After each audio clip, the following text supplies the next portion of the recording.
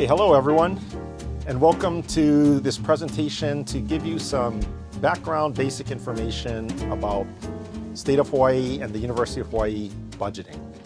I'm Kalbert Young. I'm the current Vice President for Budget and Finance and the University of Hawaiʻi System's Chief Financial Officer. And if you're watching this video, I'd like to extend my acknowledgement for your courageous effort to listen to and learn more about budgeting. I know it can be a difficult topic for all of us as state employees, but it's nonetheless more important to address the fundamentals and understand the basics about how our government and the University of Hawaiʻi operates financially. This presentation is given to you as a result of a years worth of efforts to compile a basic business budget 101 for government. I used to be the County of Maui's finance director back in 2004.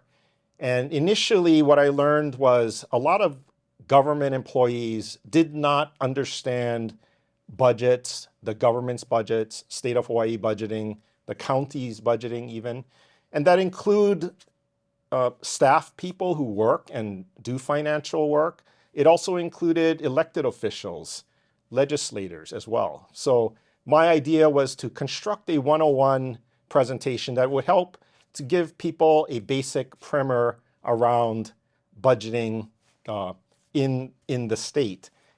From then, I was the state budget and finance director under a former governor, and it was very similar of an experience.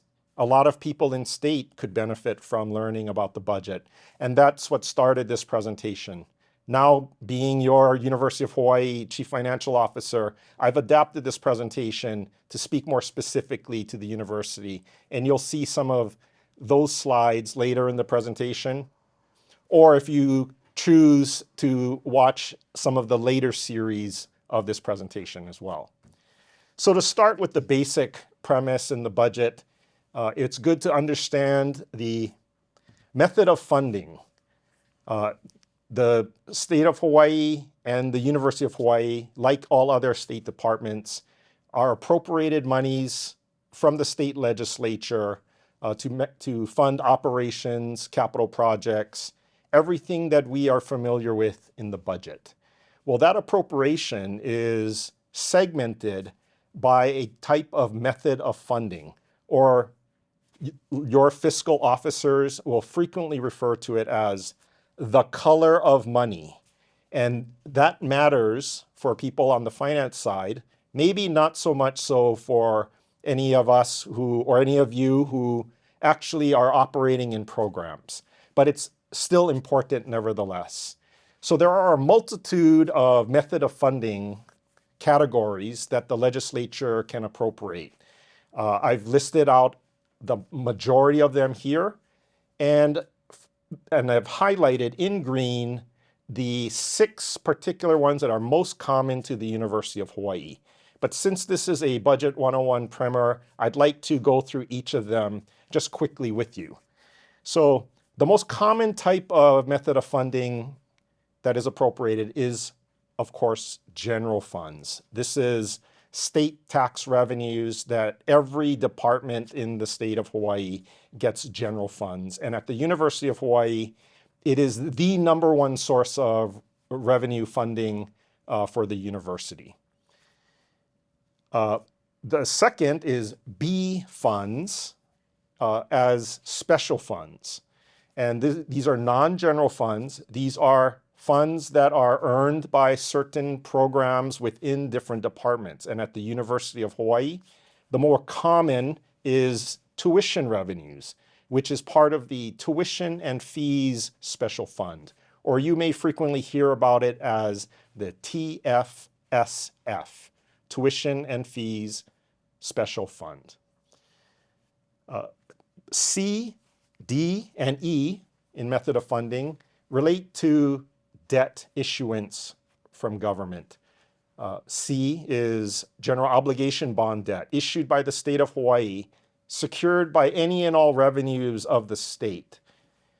The University of Hawaii receives a lot of general obligation bond funding for its capital projects. It is the #1 source of funding for the University of Hawaii's capital campaign.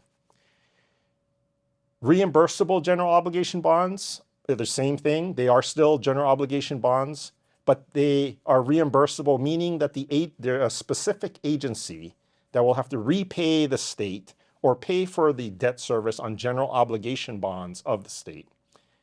And then at the University of Hawaii, revenue bonds are very common, although not typically used from year to year. Revenue bonds of the university is debt issued by the University of Hawaii and is satisfied or paid back by the University of Hawaii, not the state. The other source of funding related to federal funding is specific direct appropriations that may appear in the budget. They are not the typical federal funding that you are more familiar with at the University of Hawaii, which is extramurally funded research grants. That is actually not appropriated in the state budget. It is a separate budget item with a separate organization at the University of Hawaii and not included as part of the general operating budget of the university. I'd also like to point out areas of the revolving funds, which is method of funding W. The University of Hawaii does have a fair amount of revolving funds, much like special funds. The more common types of revenue funds are related to auxiliary enterprises of agencies. And at the University of Hawaii, that can be things such as housing, student housing, faculty housing, parking, library services, those types of things. Now, you may be asking yourself, what's the difference between revolving funds and special funds? Well, it's a very small, nuanced difference, but important again. Special funds are funded by revenues of the institution or the department towards a very specific purpose, limited purpose. For tuition and fee special funds, or the TFSF, for example, that purpose could be very broad, but it is still specific to operations of the University of Hawaii. Revolving funds, on the other hand, are revenues that are generated from the activity itself that are supposed to be funding the ongoing purpose of that same activity. So in the case of student housing that charges rents to tenants or have other revenue streams within student housing, that money is returned back into the ongoing operations to provide housing. Now, the next set of slides is to give you a little bit of an appendix for a common glossary of terms. These terms you'll likely hear from time to time when people talk about the budget. To begin with is position ceilings. Position ceilings are reflected in the state budget as those positions or the number of positions that the legislature has authorized for any department to have. And at the University of Hawaii, which I will show you later, every campus has a number of positions that the legislature has authorized. Well, this is reflected as a position ceiling, meaning that the department could hire to fill as many as those positions that are authorized. Next is the program ID. Program ID is when you look at the state budget, the legislature actually appropriates to a certain level of government programming, and that's the program ID. At the University of Hawaii, by and large, that appropriation program ID is at the campus level. So, for example, the University of Hawaii at Manoa has a separate program ID from the University of Hawaii at Hilo, West Oahu. The community college as a system. What you don't see in the budget is an appropriation for specific programs. For example, you will not see an appropriation for the College of Tropical Agriculture and Human Resilience. You will not see an appropriation for the University of Hawaii at Hilo athletics program. Those programs are actually funded by campus decisions, taking the larger appropriation coming from the legislature to the program ID at the campus. So decisions about how individual programs are ultimately funded with the largesse of general funds provided to the university are really at the hands and authority of the university, our president, campus chancellors, and the university's chief financial officer. I've mentioned appropriation a number of times, and what that actually is the authority or the actual identification of funds by the legislature to any state program ID. And so we'll talk about general funds as appropriations, which we can think about as hard cash or expected cash to the University of Hawaiʻi. That is the general fund appropriation. But when we talk about special funds and revolving funds, those are also technically appropriated by the legislature, even though the legislature does not provide special or revolving funds. Those are treated as ceilings, appropriation ceilings, meaning that if the university was to earn revenues from special funds or from revolving funds, we could spend that money up to the ceiling that is authorized by the legislature. Capital improvement projects are one of the two components that comprise the budget. There's two components. One component is the operating budget, and that is the part that most of us are more intimately familiar with. A separate part is the capital improvement budget, which relates to all of the facilities, major renovations, new construction of real estate and property, and that is the capital budget. Now, revenue bonds, as I mentioned before, are bonds issued by a specific entity. In our case, the University of Hawaiʻi. The University of Hawaiʻi, does have revenue bond debt outstanding. And if you want, you can look at a later presentation in this series, and I'll talk more specifically about bonds and debt if you're interested along those lines. But revenue bonds are debt that the university will issue and will be responsible to pay back. And usually it's from revenues of the University of Hawaiʻi, but it can also be revenues of a very specific program. This is different from, say, general obligation bonds, which I've spoken about earlier. General obligation bonds is not debt of the university, it's debt of the state of Hawaiʻi.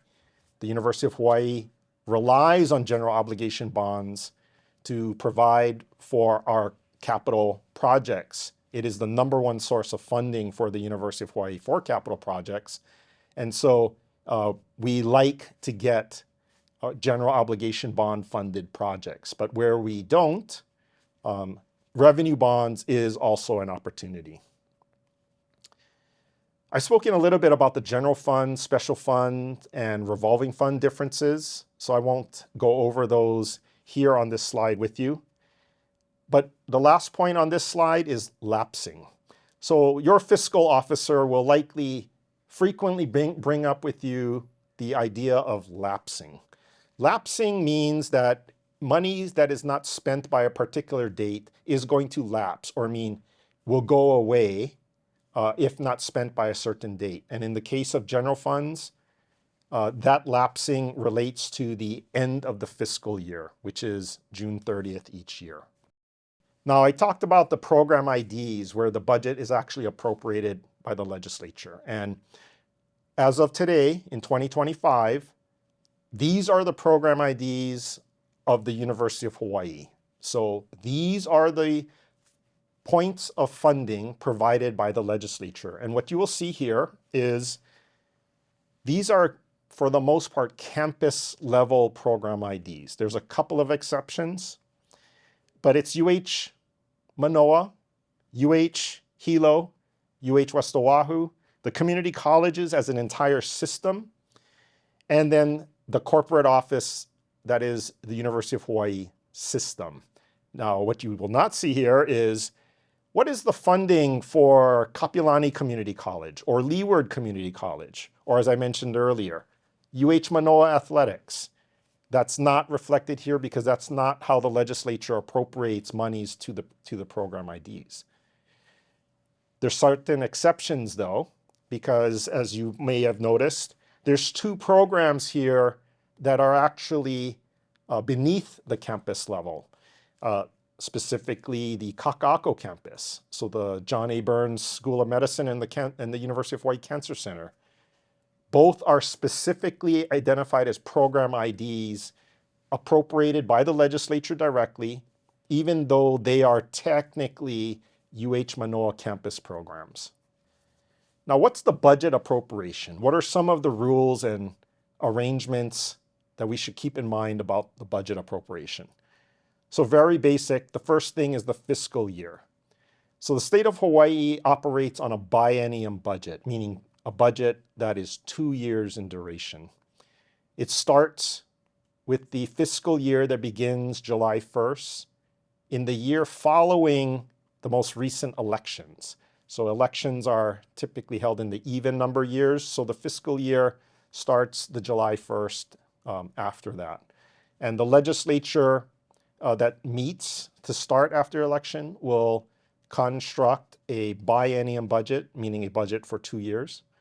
And then the subsequent year will augment or supplement that budget. So it's considered a supplemental year for the last year of the biennium.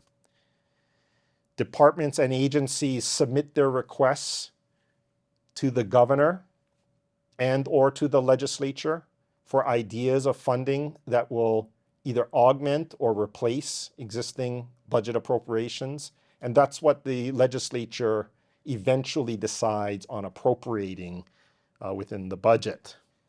As I mentioned, there's two components to the budget, one being the operating budget. And here are some notes to keep in mind about the operating budget. It is appropriated as part of the biennium budget. It can include a supplemental year worth of funding. Pay attention to the different types of funding, the different method of funding, the color of money, how that appropriation is actually structured to any department, including the University of Hawaiʻi. The second component of the budget is the capital budget. And it is different from the operating budget because the majority of the capital budget for the state has historically always been via debt. It's not funded with cash funds of the state of Hawaii. So the way it is appropriated, the amount of the appropriation of capital budget can be very large compared to the operating budget. And at the University of Hawaii, a lot of our capital budget is provided via what's considered a lump sum funding approach, meaning that the projects are not explicitly or overtly listed for funding all the time. Instead, the university receives a lot of lump sum funding and then is left to make decisions about how to deploy that level of funding into which specific projects. So this slide gives you an example of what you might see if you wanted to pursue ever looking at the budget bill of the legislature and how it's appropriated. I've highlighted some areas that we've talked about already and where you can look for them when you look at the budget document. So on the operating budget side, what you'll see here, it's a lot of listing of the program IDs. You'll see the breakdown for that program ID of how much was appropriated for operating, by what method of funding, and what was appropriated for the capital projects or the investment funding, and by what is their method of funding. What you should take away from this is, again, these are large numbers, and they don't reflect the very specific funding to lower level programs or offices, and they're not intended to. They are intended that the legislature is providing funding to very high level arrangements in the institution, and it is left up to the leadership of the institution to decide how that is distributed. And if you've lasted this long in the first component of what would be a series on Budget 101, I thank you with a lot of appreciation and congratulate you on staying awake this long. And if you're so interested and have the courage to continue on this journey or the need to learn more about the budget, I'd invite you to check out the next series where we'll talk more specifically about the operation budget and the appropriations for operations. So thank you very much, and I look forward to seeing you at a later issue of this series.